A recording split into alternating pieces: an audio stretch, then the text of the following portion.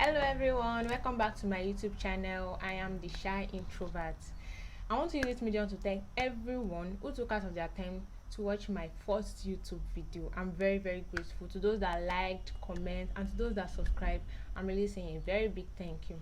So today we'll be talking about a very sensitive topic: trauma. You must have heard of it. If you ask the medical students, they will tell you that trauma is a physical injury. But if you ask the psychology students or a psychiatrist, they will tell you that trauma is a mental injury. So today we'll be talking about trauma and its effects. Although this video will be split into two so that you will not be bored while watching.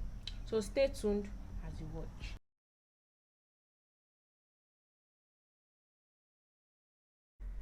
Thank you for staying tuned. We're now moving to what is trauma.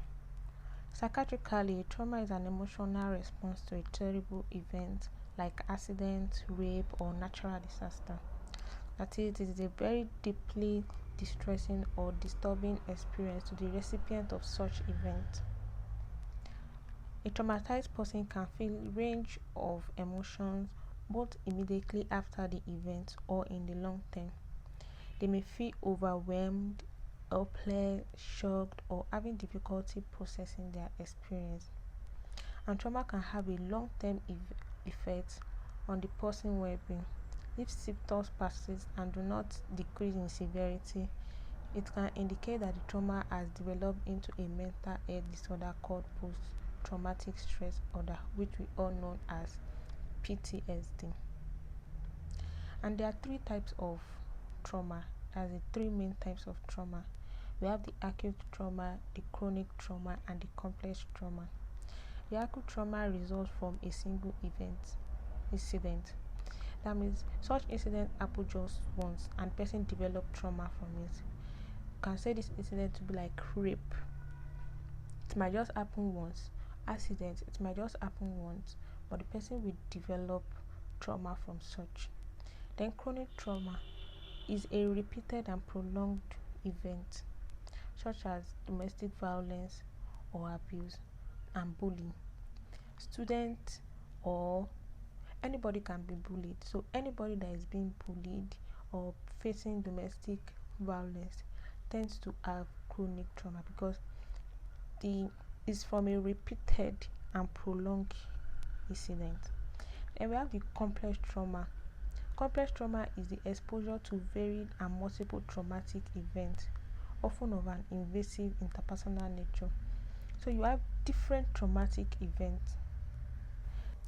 Other type of trauma include the secondary trauma, which is also known as vicarious trauma. This is another form of trauma. So with this form of trauma, a person develops trauma symptoms from close contact with someone who has experienced a traumatic event. This is mostly common with therapies that try to treat people that have traumatic events. So they can easily contact or develop a secondary trauma from such clients. Then we have the early childhood trauma, which generally refers to the traumatic experience that occur to children from age 0 to 6.